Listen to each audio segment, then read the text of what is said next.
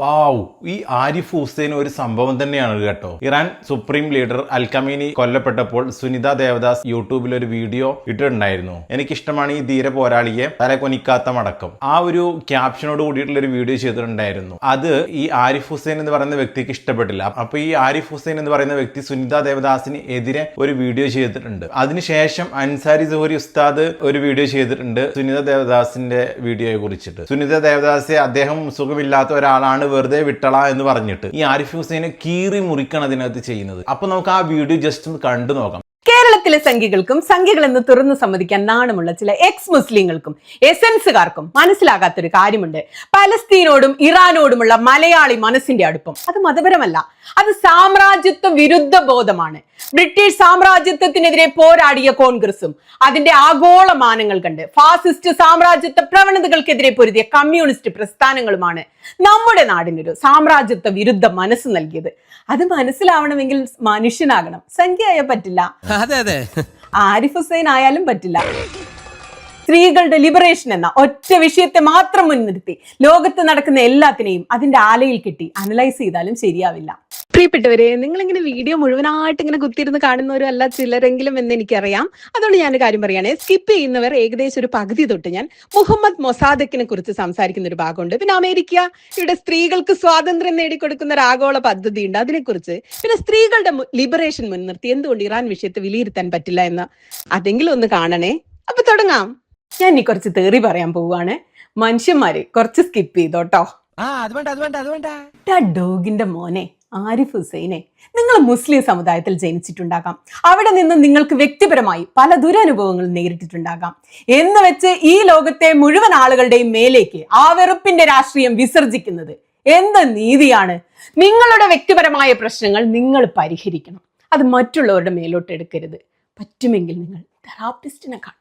അല്ലാതെ നാട്ടുകാരുടെ നെഞ്ചത്തോട്ട് നിങ്ങളുടെ ഫ്രസ്ട്രേഷൻ മുഴുവൻ എടുത്ത് നാട്ടുകാരെ മുഴുവൻ നേരം വെളുത്ത് തീറി വിളിച്ച് നടന്നിട്ട് ഒരു കാര്യമില്ല. കഴിഞ്ഞ എത്രയോ കാലമായി ഈ ഡോഗിന്റെ മോൻ എന്റെ പിന്നാലെ നടന്ന് എന്നെ പച്ച തോന്നിയാസം പറഞ്ഞുകൊണ്ടിരിക്കുകയാണ്. നിങ്ങളും കാണുന്നുണ്ടാവും.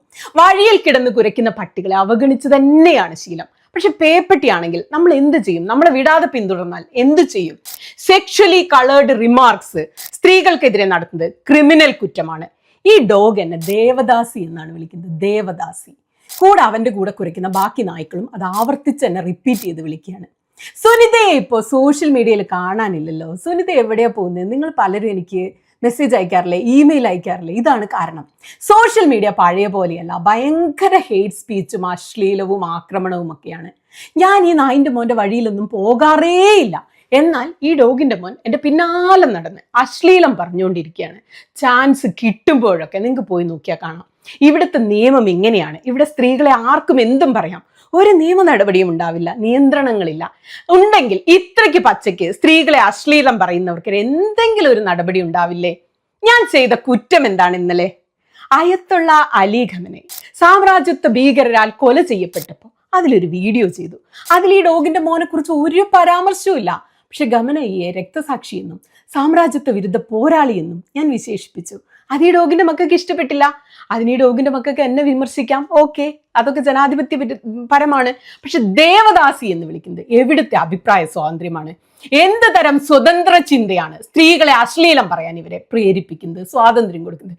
5 പൈസയുടെ യുക്തിയില്ലാത്ത ഈ നാറുകൾക്ക് മനസ്സിലാവാത്ത ഒന്നാണ് സാമ്രാജ്യത്വ വിരുദ്ധത. എടാ ഡോഗിന്റെ മോനെ, ഇത് മതപരമല്ല. മതം നിന്റെ തലയ്ക്കുള്ളിലാണ് പുഴുക്കുന്നത്. ഞാൻ പറയുന്നത് രാഷ്ട്രീയമാണ്. അയത്തുള്ള നമ്പൂതിരിയാണെങ്കിലും അയത്തുള്ളയുടെ സ്ഥാനത്ത് നരേന്ദ്രമോദി ആണെങ്കിലും എന്റെ നിലപാട് ഇത് തന്നെയാണ്.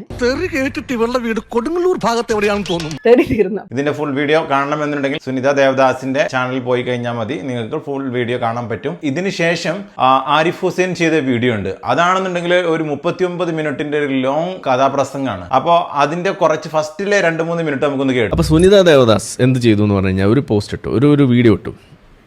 ആ വീഡിയോ ഇങ്ങനെയാണ്: തലകുനിക്കാതെ മടക്കം, എനിക്ക് ഇഷ്ടമാണ് ഈ പോരാളിയെ എന്നൊക്കെ പറഞ്ഞ് അങ്ങ് തേനും പാലും ഒഴുകുന്ന രീതിയിൽ നിൽക്കുകയാണ്. അപ്പോൾ ഈ വീഡിയോ ഞാൻ കുറച്ച് കണ്ടപ്പോൾ തന്നെ കാര്യം, പിന്നെ തംബ്നെയിൽ കണ്ടപ്പോൾ തന്നെ ഇവിടെ ഒരു പ്രധാനപ്പെട്ട ഒരു കാര്യം ഇവിടെ വരികയാണ്. എന്താണ്? ഒരു റൊമാൻറ്റിസൈസേഷൻ നടക്കുന്നു. ആരോടുള്ള? ഒരു ഭീകരവാദിയോട്, ഒരു ജിഹാദി തെണ്ടിയോട്, അതല്ലെങ്കിൽ ഒരു സാമ്രാജ്യത്വത്തിൻ്റെ അപ്പോസ്തലൻ എന്നൊക്കെ വിളിക്കാവുന്ന ഒരാളോട്, മറ്റ് ചുറ്റുമുള്ള രാജ്യങ്ങളെ മുഴുവൻ ടെററൈസ് ചെയ്ത് നിർത്തുന്ന ഒരു ആളോട്, അതും കൂടാതെ ഇറാനിൻ്റെ ടെഹ്റാൻ ആ ഒരു പട്ടണത്തിൻ്റെ നടുക്ക് തന്നെ ഒരു ബോർഡ് വെച്ചിരിക്കുകയാണ്, ഡെത്ത് ടു ഇസ്രായേൽ എന്ന്. എന്നിട്ട് അതിനകത്തൊരു കൗണ്ട് ഡൗൺ ആണ്, ഇത്ര ദിവസത്തിനുള്ളിൽ ഇസ്രായേലിനെ നമ്മൾ തുടച്ചു നീക്കിയിരിക്കുമെന്ന് പറയും. എന്നിട്ട് അത് മുന്നിൽ നിർത്തിക്കൊണ്ട് ആണവായുധ പദ്ധതി വരെ ഉണ്ടാക്കിയിട്ട് മിസൈൽ തൊടുത്തുവിടാനുള്ള പദ്ധതി ഉണ്ടാക്കുകയും ചെയ്യുന്ന ഒരു കൂട്ടം ആളുകൾ. ആൻറ്റി സെമിറ്റിസം, ഇസ്ലാമിൻ്റെ അടിസ്ഥാനമെന്ന് പറയുന്ന ഈ പറയുന്ന ജൂതവിരുദ്ധത, അത് പൊക്കി പിടിച്ച് ജീവിക്കുന്ന ഒരു ജന്തു. ഈ ജന്തു ഇവിടെ ചാവുമ്പോൾ അയാളുടെ ഫോട്ടോ വെച്ചിട്ട് പോരാളി എന്ന് വിളിക്കുമ്പോൾ അതിലൊരു പ്രശ്നമുണ്ട് എന്നുള്ളത് ഇന്നലെ നമ്മൾ പറയേണ്ടി വന്നു. അത് എഴുതി, അത് വീഡിയോ ചെയ്തു. അതിൽ നമ്മൾ എടുത്തു പറഞ്ഞ ചില കാര്യമുണ്ട്. അതിൽ ഒറ്റ കാര്യം നമ്മൾ പറഞ്ഞുള്ളൂ. ഈ പണിക്ക് നമ്മൾ വിളിക്കുന്ന പേരെന്ന് പറഞ്ഞു കഴിഞ്ഞാൽ കൂട്ടിക്കൊടുപ്പാണ്, ജിഹാദി കൂട്ടിക്കൊടുപ്പാണ്. അപ്പോൾ തങ്ങളുടെ മുന്നിലുള്ള ആളുകൾ ആ പറയുന്ന സംഗതികൾ അതിനെ ഇതേപോലെ തൻ്റെ സ്വന്തം ബുദ്ധിക്ക് ഒരു കാര്യവും ചിന്തിക്കാതെ ഇതേപോലെ വഴങ്ങിക്കൊടുക്കുന്നൊരവസ്ഥ ഉണ്ടെങ്കിൽ അതിന് അവരുടെ തലയിലേക്ക് അടിച്ചേൽപ്പിക്കപ്പെടുന്ന, അത് സ്വയം വന്നതാവാം അല്ലെങ്കിൽ പോയി വാങ്ങിച്ചതാവാം, എന്തു തന്നെയാണെങ്കിലും അങ്ങനെ വന്നു കയറി ആ ഒരു ചിന്തയ്ക്ക് അടിമപ്പെട്ടുകൊണ്ട് അതിന് വിധേയപ്പെട്ടുകൊണ്ട് നിൽക്കുന്ന ആളുകൾ, എന്നിട്ട് അതിന് നിന്നു കൊടുക്കുന്ന ഒരവസ്ഥയുണ്ടെങ്കിൽ അതിന് നമ്മൾ പറയുക കൂട്ടിക്കൊടുപ്പ് തന്നെയാണ്. അതിന് കുറച്ചും കൂടി സംസ്കൃതത്തിൽ നമുക്ക് പറയണമെന്നുണ്ടെങ്കിൽ നമുക്ക് എന്ത് പറയാം, ദേവദാസി എന്ന് പറയാം. ഇതിനെ നമ്മൾ അങ്ങനെ തന്നെ, ഇതൊരു ഡെഫിനിഷനാണ്. പക്ഷെ എന്താ ഇവിടെ സംഭവം ഉണ്ടായത്? നമ്മുടെ സുനിത ദേവദാസിന് അത് ഇഷ്ടപ്പെട്ടില്ല, അത് തെറിയാണെന്നാണ് മനസ്സിലാക്കിയത്. എന്നിട്ട് എനിക്കെതിരെ ഒരു വീഡിയോ ചെയ്തിരിക്കുകയാണ്. വീഡിയോ കണ്ടപ്പോൾ എനിക്ക് സത്യത്തിൽ ചിരിക്കണോ കരയണോ എന്ന് മനസ്സിലാവാതെ നിൽക്കുന്നൊരവസ്ഥ. എന്തുകൊണ്ടാണെന്ന് ഞാൻ പറയാം. ഏതായാലും ഇന്നലെ നമ്മൾ ചോദിച്ച ചോദ്യങ്ങൾ ഇതാണ്.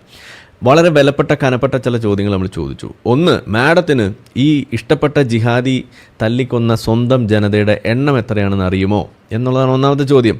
അതിനെക്കുറിച്ച് സുനിത ദേവദാസ് എപ്പോഴെങ്കിലും ഒരു വീഡിയോ ചെയ്തിട്ടുണ്ടോ? ചെയ്തിട്ടില്ല. 2, ഈ ജിഹാദി ബലാത്സംഗം ചെയ്ത് കൊന്ന പെൺകുട്ടികൾ എത്രയാണെന്ന് അറിയോ? അതിന് ഉത്തരവിട്ട ആളും കൂടിയാണ് ഇയാൾ. ഈ പറയുന്ന ഖൊമനൈ ഭരണകൂടം മുന്നിൽ അവിടെ നടത്തിക്കൊണ്ടിരുന്ന ശിക്ഷാ നടപടിയുടെ ഒരു പ്രധാനപ്പെട്ട കാര്യം, അങ്ങനെ വധശിക്ഷയ്ക്ക് കൊണ്ടുവരുമ്പോൾ അതിനകത്ത് പെൺകുട്ടികൾ വിർജിൻസ് ആയിട്ടുള്ള ആളുകളാണെന്നുണ്ടെങ്കിൽ, വിവാഹം കഴിക്കാത്ത ആളുകളൊക്കെ ആണെന്നുണ്ടെങ്കിൽ എന്ത് ചെയ്യും? ആ പട്ടാളക്കാരെല്ലാം ഒരാളെ പിടിച്ചിട്ട് അങ്ങ് അവിടുന്ന് ഒരു ടെമ്പററി മാരേജ് നടത്തിയിട്ട് അവിടെ തന്നെ കൺസുമേറ്റ് ചെയ്യും. എന്ന് വെച്ചാൽ അവിടെ വെച്ച് പൂശും, എന്നിട്ട് പൂശിയിട്ട് കൊല്ലും. എന്തിനാണ്? എന്നാലാണ് അവിടെ മരിച്ചു ചെല്ലുമ്പോൾ ആ പെൺകുട്ടിക്ക് ഹൂറന്മാരെ കിട്ടുള്ളൂ എന്നാണ് ഇസ്ലാമിൽ പഠിപ്പിക്കുന്നത്. ഇത് പൂർത്തീകരിക്കാൻ വേണ്ടിയിട്ട് എത്ര കരുതലോടു കൂടിയാണ് ബലാത്സംഗം ചെയ്ത് കൊല്ലുന്നത് എന്നുള്ളതാണ് ഇവിടെ കാണുന്നത്. അതിന് കൃത്യമായിട്ട് ഒരു സംവിധാനം ഉണ്ടാക്കി വെച്ച ചങ്ങാതിയാണ് ഈ പറയുന്ന ഖമനൈ, അല്ലെങ്കിൽ നമ്മളുടെ പോരാളി എന്ന് നമ്മളുടെ സുനിത ദേവദാസ് വിളിച്ച ആൾ. ഇതറിയുമോ എന്നാണ് നമ്മൾ ചോദിക്കുന്നത്. സുനിതയ്ക്ക് അറിയില്ല. അപ്പോൾ ആരിഫ് ഹുസൈൻ പറയാനുള്ളത് ഇതാണ്. ഇനി നമുക്ക് അൻസാരി സുഫരി ഉസ്താദ് ഇതിനെ കുറിച്ചിട്ട്, സുനിത ദേവദാസിന്റെ വീഡിയോ കുറിച്ചിട്ടൊന്ന് പറയുന്നുണ്ട്. അതും കൂടെ ജസ്റ്റ് നമുക്കൊന്ന് കേട്ട് നോക്കാം. മോനെ ആരിഫ് ഹുസൈനെ, ഈ ഡോഗ് എന്നെ ദേവദാസി എന്നാണ് വിളിക്കുന്നത്. ദേവദാസി. കൂടെ അവന്റെ കൂടെ കുരയ്ക്കുന്ന ബാക്കി നായ്ക്കളും അത് ആവർത്തിച്ച് എന്നെ റിപ്പീറ്റ് ചെയ്ത് വിളിക്കുകയാണ്. ഞാൻ ഈ നായിന്റെ മോന്റെ വഴിയിലൊന്നും പോകാറേയില്ല. എന്നാൽ ഈ ഡോഗിന്റെ മോൻ എന്റെ പിന്നാലെ നടന്ന് അശ്ലീലം പറഞ്ഞുകൊണ്ടിരിക്കുകയാണ്. സ്വതന്ത്ര ചിന്തയാണ് സ്ത്രീകളെ അശ്ലീലം പറയാൻ ഇവരെ പ്രേരിപ്പിക്കുന്നത്, സ്വാതന്ത്ര്യം കൊടുക്കുന്നത്.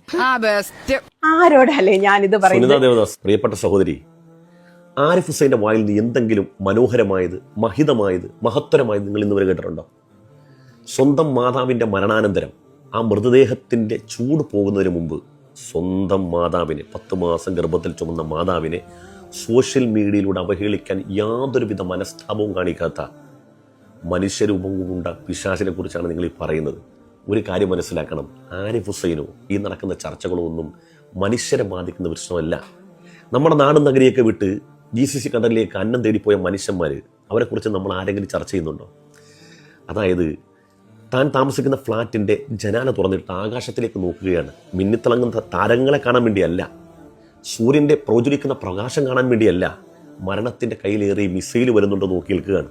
ഇന്ന് അസ്തമാനത്തിൽ കിടന്നുറങ്ങുന്ന മനുഷ്യരുടെ മനസ്സിലും വിഹ്വലതയാണ് നാളത്തെ പ്രഭാതം കാണാൻ പറ്റുമെന്ന്. അത്രയും ആശങ്കയിൽ മനുഷ്യർ മരണത്തിൻ്റെയും ജീവിതത്തിൻ്റെയും ഭയത്തിനിടയിൽ ജീവിക്കുന്നൊരവസ്ഥയിൽ ഇത്തരം അവഹേളനങ്ങൾക്ക് എന്ത് പ്രസക്തി? ഇതിനാരാണ് ഇതിനൊക്കെ കാതു കൊടുക്കേണ്ടത്? മനുഷ്യർക്ക് ഗുണമില്ലാത്ത, മാനവ സമൂഹത്തിന് ഒരു ഗുണമില്ലാത്ത ഇത്തരം മനുഷ്യർ, അവരെക്കുറിച്ച് നമ്മൾ ചർച്ച ചെയ്യുന്നത് പോലും അശ്ലീലമാണ്. അവരിൽ നിന്ന് അതിനേക്കാൾ ഒരു നല്ല വാക്കുകളും അവർ പറഞ്ഞതിനേക്കാൾ മഹത്തരമായത് എന്തെങ്കിലും ഒന്ന് നമ്മൾ പ്രതീക്ഷിക്കേണ്ട കാര്യമില്ല. പിന്നെ കമീനിയാകട്ടെ, ഈ കൊല്ലപ്പെടുന്ന ഏത് മനുഷ്യരും ആയിക്കോട്ടെ, അവരെക്കുറിച്ച് പ്രാർത്ഥിക്കാനും പറയാനും അനുസ്മരിക്കാനും ഓർക്കാനും നിലവിളിക്കാനും നെഞ്ചത്തടിച്ച് കരയാനും എത്രായിരം മനുഷ്യന്മാരുണ്ട്. ശരി തെറ്റുകളൊക്കെ അങ്ങോട്ട് നമുക്ക് മാറ്റി നിർത്താം. ഈ പറയപ്പെട്ട കക്ഷികളൊക്കെ ഇവിടുന്ന് മരണപ്പെട്ടു പോയാൽ തെരുവിൽ കിടന്നുറങ്ങിയ ഒരു നായ, ആ നായനെ ഏതെങ്കിലും ഒരു കാര്യത്തിൽ ഒരു മനുഷ്യൻ ഓർക്കുന്നത് പോലെങ്കിലും ഇവരെ ആരെങ്കിലും ഓർക്കാറുണ്ടോ? ഓർക്കുമോ? നമ്മൾ ചിന്തിച്ചു നോക്ക്. ഓർക്കണമെങ്കിൽ അവരെന്തെങ്കിലും ഒന്ന് മഹിതമായത് ഈ ഭൂമിയിൽ ചെയ്തിട്ട് പോകണ്ടേ? അതൊന്നും ഓർക്കില്ല. മനുഷ്യന്റെ ആകുലതകൾ എന്തൊക്കെയാണ്? ഇന്നലെ രാത്രിയിൽ എനിക്ക് അവസാനം വന്ന കോൾ എന്താണെന്നറിയോ? ഒരു ചെറുപ്പക്കാരൻ, അദ്ദേഹത്തിന്റെ മകൻ +2 പഠിക്കുകയാണ്. നമ്പർ തന്നിട്ട് പറഞ്ഞു, മകനെന്ന് വിളിക്കണം, ആശ്വസിപ്പിക്കണം, വാപ്പാക്കൊന്നും പ്രശ്നമില്ല എന്ന് പറയണം. ഞാൻ മരണപ്പെട്ടു പോവുകയാണെങ്കിൽ എൻ്റെ മകൻ പഠിച്ചുയരണമെന്ന് വാപ്പാക്ക് ആഗ്രഹമാണ് എന്ന് വിതുമ്പലോടുകൂടി പറഞ്ഞു. ഞാൻ എന്തിനാണ് ഇതൊക്കെ ഇവിടെ പങ്കുവെച്ചതെന്ന് വെച്ചാൽ മനുഷ്യൻ്റെ ആകുലതകൾ, മനുഷ്യൻ്റെ പ്രശ്നങ്ങൾ അങ്ങനെയാണ്. ഇറാൻ, ഇസ്രായേൽ, അമേരിക്ക ശക്തമായ യുദ്ധം ഇവിടെ നടക്കും. ലോകത്തങ്ങനെ പലപ്പോഴും ഭൂതകാലത്തിൽ പല പ്രശ്നങ്ങളും നടന്നിട്ടുണ്ട്. പക്ഷേ മനുഷ്യൻ്റെ ആശങ്കകളെക്കുറിച്ച്, മനുഷ്യൻ്റെ ആകുലതകളെക്കുറിച്ച് നമ്മൾ സംസാരിക്കണം. മമ്മൂട്ടി പോലും പറഞ്ഞത് മനുഷ്യർ വിജയിക്കണമെന്നാണ്. ഈ 2 രാജ്യങ്ങൾ തോറ്റുപോയാലും മനുഷ്യനെക്കുറിച്ച് സംസാരിക്കുക, മനുഷ്യൻ്റെ പ്രശ്നങ്ങളെക്കുറിച്ച് പറയുക. പിന്നെ എനിക്ക് പറയാനുള്ളത്, സുനിതാ ദേവദാസിനെ കുറിച്ച് അശ്ലീലം പറഞ്ഞു, മുമ്പും അങ്ങനെ പറഞ്ഞിട്ടില്ലേ? ആ മനുഷ്യൻ അതൊരു സെക്സ് മാനിയാക്കാണ്, അതൊരു തരത്തിലുള്ള കാമഭ്രാന്താണ്. അത് മറ്റൊന്നും കൊണ്ടല്ല, ഒരു വസ്തുവിനോട് അമിതമായ വിധേയത്വമോ അമിതമായ വിരോധമോ ഒക്കെ വന്നു കഴിഞ്ഞാൽ അതൊരു തരം ഭ്രാന്തമായ അവസ്ഥയാകും. ഒരാൾക്ക് ഇഷ്ടം കൂടിയാലും ഭ്രാന്തമാകും, വിരോധം കൂടിയാലും ഭ്രാന്തമാകും. വിരോധം മൂത്തുപോയതാണ്. അതുകൊണ്ടൊരു മതത്തിൻ്റെ നന്മ, ആ മതം ലോകത്തുനിന്ന് മാറുക, ഇല്ലാതാവുക എന്നുള്ളത് ലോകത്തിൻ്റെ നന്മക്കും ലോകത്തിൻ്റെ സമാധാനത്തിനും കൊണ്ടല്ല. തൻ്റെ വിരോധം, തൻ്റെ മനസ്സിലുള്ള അമർഷം, ആ അമർഷം എങ്ങനെ ഉണ്ടായി? താൻ അധാർമികമായി ജീവിക്കുന്ന ആ ജീവിതമുണ്ടല്ലോ, തൻ്റെ ചുറ്റുപാടും താൻ എങ്ങനെ ജീവിക്കണമെന്ന് താൻ ആഗ്രഹിക്കുന്നുണ്ട്. സ്വന്തം ഭാര്യ പോലും അംഗീകരിക്കാത്ത, സ്വന്തം മക്കൾ പോലും അംഗീകരിക്കാത്ത, സ്വന്തം ഭാര്യയെ മൊഴി ചൊല്ലിയതിനു ശേഷം സ്വന്തം പിതാവിനെ കാണാൻ വേണ്ടി വരുന്ന സമയത്ത് റൂമിലിട്ട് അവരെ ബലാത്കാരം ചെയ്ത ഒരു തെമ്മാടി, അവൻ്റെ ആക്രോശങ്ങളും വൈകാരികതയും കാണിക്കുന്നതിന് നമ്മൾ അതിനെ ആ രൂപത്തിലൊരു വിഭ്രാന്തിയാണെന്ന് മനസ്സിലാക്കി അതിനെ ഒഴിവാക്കി വിടുക എന്നുള്ളത്. ഇവിടെ മനുഷ്യരാണ് പ്രശ്നം, മനുഷ്യൻ്റെ തന്നെ പ്രശ്നം. മനുഷ്യർക്കൊപ്പം നിൽക്കുക, മനുഷ്യന് വേണ്ടി സംസാരിക്കുക, ബാക്കിയെല്ലാം ബദകൾ മാത്രമാണ്. ഇനി ഗൈസ്, നിങ്ങൾ പറയൂ, ഇതിൽ ആരാണ് ശരി, ഇതിൽ ആരാണ് തെറ്റെന്ന് നിങ്ങൾ പറയൂ.